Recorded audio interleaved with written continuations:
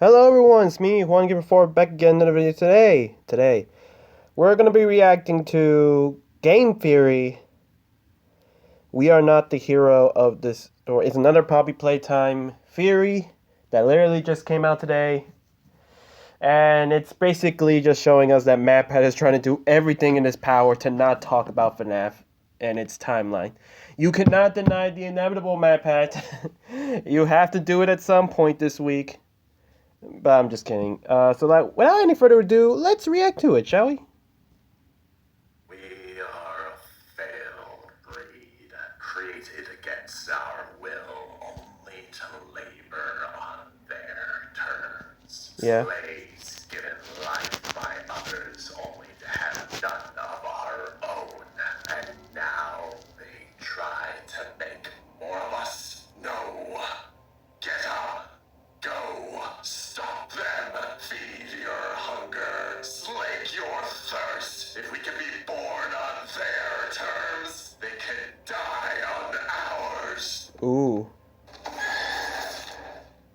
Hello, Internet! Welcome to Game Theory, where buttons are gonna... Alright, so most likely this is going to be talking about the newest game on the block, Project Nightmare, which, I don't know, I think it's a good game. I'm very upset that I don't have a gaming PC because I want to play the Little Nightmares.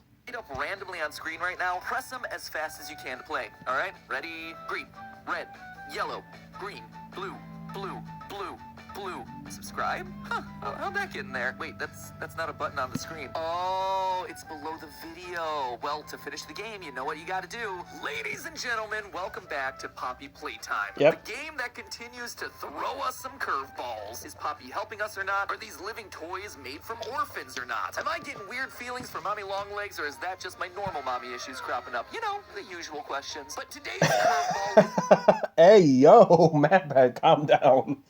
Oh no, MatPat, calm down. My brother's starving.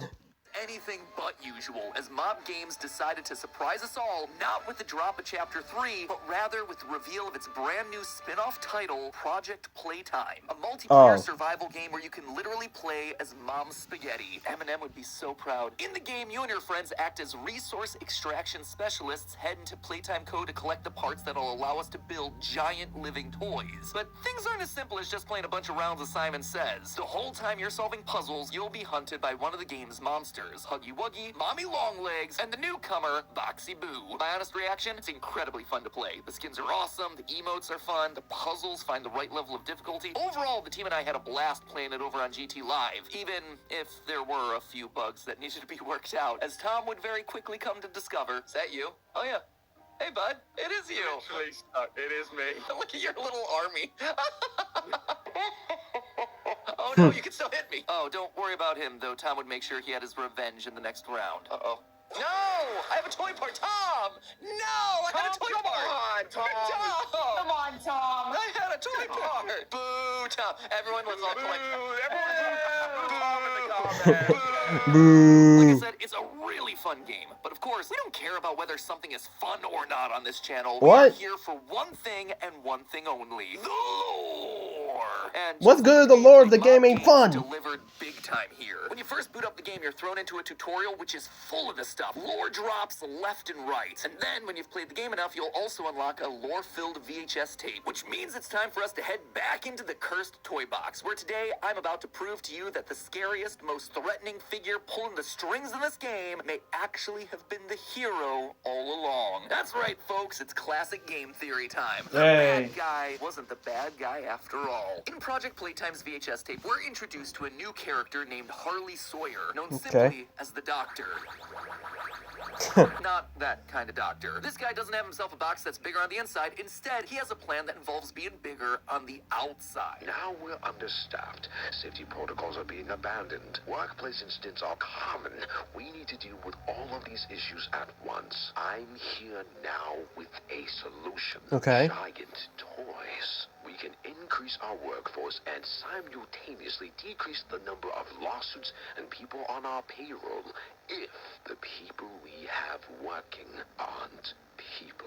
Huggy Wuggy, Wow. Mommy Longlegs, and Boxy Boo, these jumbo-sized living toys, they're all part of this initiative. In Chapter 2, we learned that Mommy Longlegs was used to help supervise the kids playing around in the game station, but I don't think any of us really took the implications of that seriously. These giant toys were actually made with the express purpose of working in the factory, lifting boxes, patrolling hallways, cleaning toilets. And knowing this, it Wow, actually you helps even the made us first do ever VHS tape we hear in the game make a lot more sense. So, trespasser, just to make you aware, while we pride ourselves primarily on our high-quality toys and excellent child care, we also pride ourselves on our security. For example, this facility is full of hidden motion triggers, which, once set off, will turn on the factory's emergency alarms and directly contact the authorities. And that's one of the more tame aspects of our security system. Wow. No spoilers. He's talking about Huggy. Huggy is literally the factory security. Step aside, Fritz Smith. There's a new night guard in town, and he is tall and blue and fuzzy. For the first time in the series, we have confirmation as to why these toys actually came into being. So the next question is when.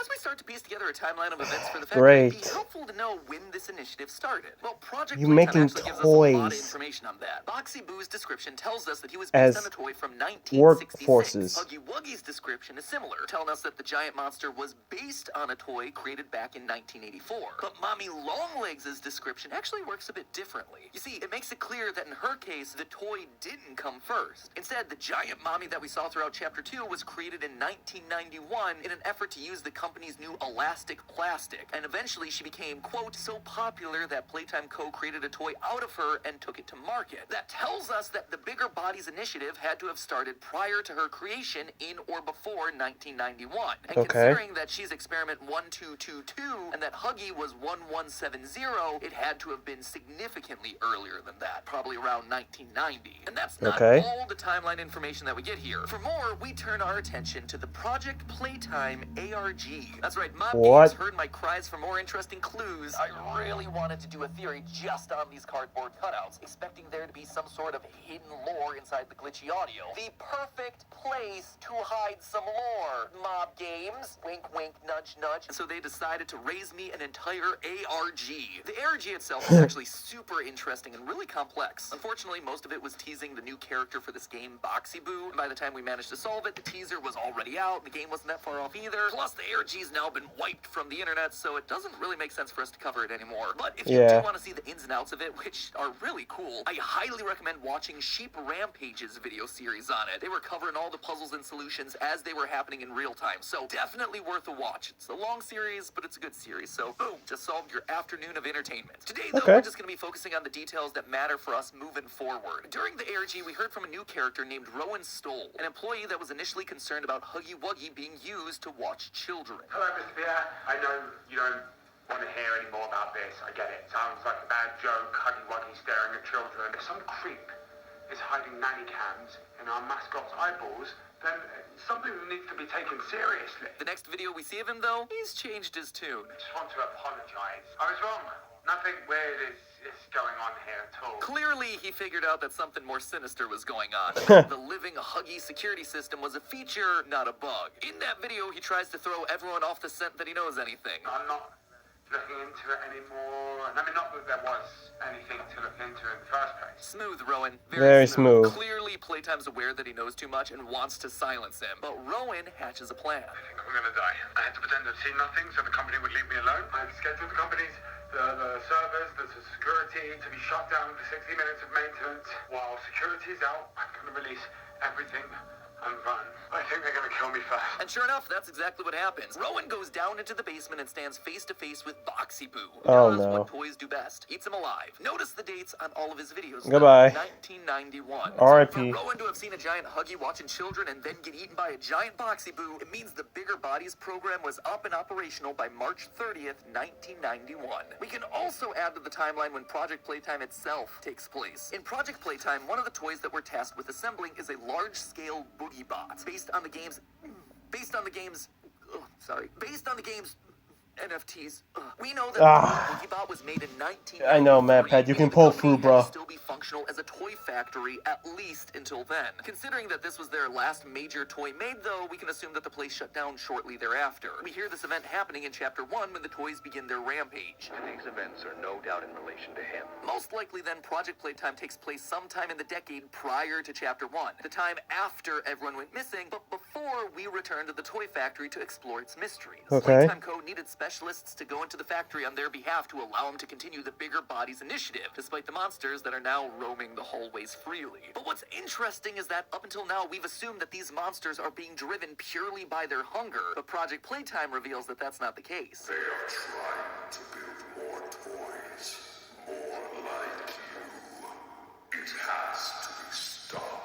Oh, This yeah. mysterious voice is talking to Huggy, and presumably the other giant toys throughout the factory, getting them to work together in order to feed themselves, but also to stop those who are trying to make the Bigger Bodies initiative a success. Whoever this mysterious voice is, they do not want more monsters to be created. But who could it possibly be? Fortunately, I didn't have long to wait for an answer, because during my playthrough on GT Live, I got a loading screen that told me exactly who it was. I got a Ooh. loading screen. I got Mommy Longlegs being puppeteered by 1006. Ooh. Mine is Huggy just chasing people, so you definitely got the interesting one. You got the lore there. I got the lore! See, Experiment I got the 1006 lore. has been one of the franchise's biggest mysteries. Each installment reveals a little bit more about him. The first chapter showed us that he was a prototype to all of these toy experiments. That he had a digestive tract, but didn't require food to survive. The second Okay. chapter revealed him to be incredibly intelligent, tampering with cameras and alarm clocks in order to sabotage the scientists doing experiments on him. He even showed up at the end of chapter 2 to drag a lifeless Mommy Longlegs away. But his Yeah. end goal, his motivation, has largely been a mystery. Thanks to this tutorial, though, we now know what he wants. He's trying to stop the experiments. He's trying to stop people being used to make these toys. Okay. That's why he helped to release all the giant toys before the events of Project Playtime. Though still missing, and these events are no doubt in relation to him. His absence was a flaw in the scientific process. The giant toys are organized. They're working together. And it's because this one creation is able to psychically talk to them all. Again, this gives more clarity to All something right, that we so- heard back in chapter 1. Coordination and cooperation is evidently within his skill set. And Yes. while he doesn't want more toys to be made, he is taking care of all the monsters that already exist. Others are hungry. Others are starving. Get out. He's keeping them fed. He's keeping them alive. And most importantly, he's keeping them safe. These people Ooh. didn't ask to be turned into toys. This isn't what they wanted. And while 1006 can't fix them, he can keep them alive. He has good intentions. Even though... Oh, okay, so that creepy hand thing, the experiment, is the good guy. Okay, I got it. So, would be interesting how we're gonna fight him in the later chapters. he's got himself a scary voice and a creepy metal claw hand, I think he's the good guy. He might actually be the hero of this story.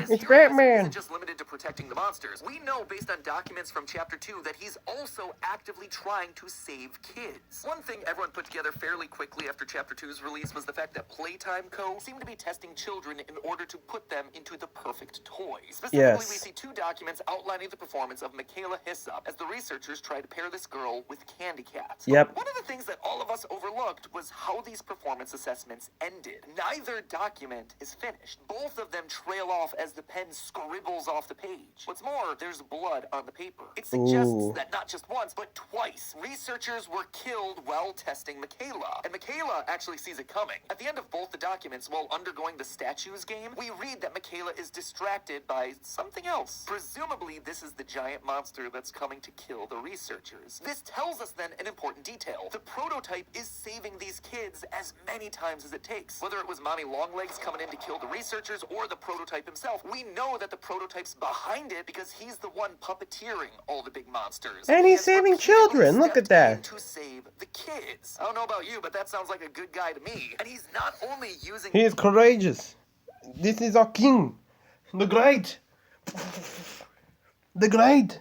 the other monsters to save the kids, he's also using us. Remember that line I just showed you from the monster tutorial? Yeah. Others are starving. Get out. Those last two words, don't they seem familiar? Yep, the death messages from both chapters almost always end with those exact words, "Get up," which then results in us respawning. Up until now, we've been under the impression that two people have been speaking to us through these death screens. The lowercase words that are far more motivating, like "we're almost there" or "it's not over," being from Poppy, trying to get us to find her at the end of every chapter. And the second, uppercase words like "innovation is key," "thank you, science," or "he's loose, this is an emergency lockdown," being from either Elliot Ludwig or a scientist that was working on the project. But now, I don't think that's the case. Yes, there are two tones of messages, but almost all of them end with the exact same two words, "Get up." I think this is experiment 1006 trying to communicate with us. But why? More lives are at risk than just yours. He's trying to get us to help the trapped souls inside the factory, the ones that he himself has spent so long protecting. Why is it speaking to us in two different voices? Yeah. The reason could be that some of his lines are just him repeating back all the things he heard when he was first created. The prototype has saved us. Isn't he wonderful? But there's actually another explanation. Think back to the end of chapter 2.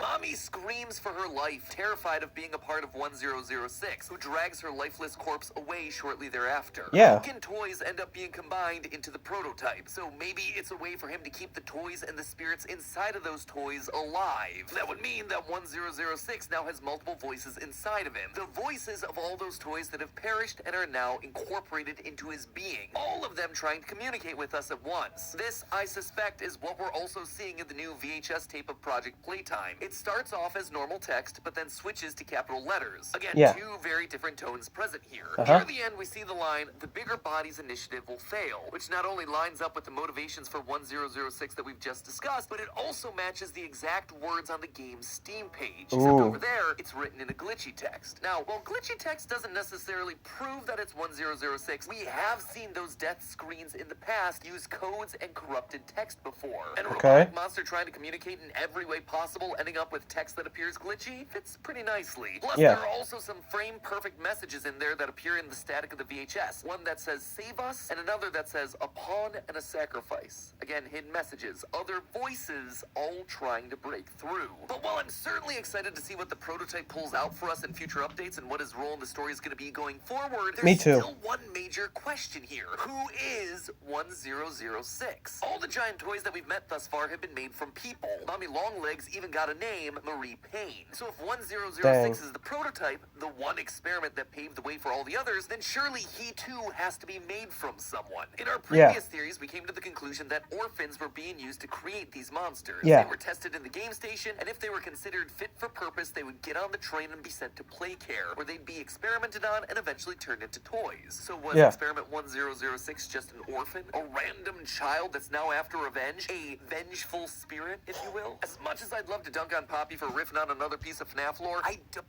Yeah, sure, MatPat.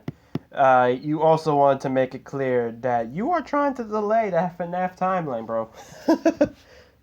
actually think that's the case here. 1006 is incredibly intelligent, able to take control of the other toys, manipulate and trick the scientists in the toy factory, while later experiments like Huggy were described as obedient. Yeah. Later experiments were made from children who could be trained and molded into what they needed to be, but the prototype was different. He was an adult, one we've gotten to know a lot about in recent chapters. I propose that 1006 is none other than the founder of the company, Elliot Ludwig. What? Now, I'm not the first theorist to suggest this. Ever since the release of Chapter 2, it's actually been a fairly common theory. However, I really feel like now we have the evidence to hammer this one home. We know that Elliot Ludwig suffered a tragic loss in his family in the 1960s, presumably his daughter, who would then go on to be remade in Poppy. And throughout the game thus far, Elliot is always described as a family man at heart, and he's always giving credit for his business to the children. Now, call me cynical, and maybe I've played just one too many indie horror games at this point, but I see stuff like that, and I immediately think, oh, this guy's shady. He's clearly killing the kids. But nothing he ever says or does is outright evil or mean to children in any way. Instead, it's trying to benefit children. Throughout the toy factory, we see posters pushing employees to adopt and foster orphan children. And while, again, my knee-jerk reaction is this guy is clearly using these orphan kids to make living toys, I don't think it started that way. If it did, he wouldn't be outright encouraging employees to adopt and foster children like we see in the posters. That would be taking test subjects, potential living toys, away from the factory. No, I believe that Elliot did indeed have the best interests of the kids at heart. It was this new character, the Doctor, who took things in a dark direction, and he was able to do it because Elliot was out of the picture. During the Elliot! Project Playtime, clue hunters found this memorandum from Rowan Stoll reminding employees about the need to keep quiet about confidential information. But in it, we get this line, quote, "Nobody cares about your safety and security more than us. And as our great founder, Elliot Ludwig, always said, Playtime Co. is my family, and family looks after one another." Wait. I just spotted it. No. I know. Oh, no. I made a theory about this once. I did. I remember that it couldn't be Ludwig Elliot.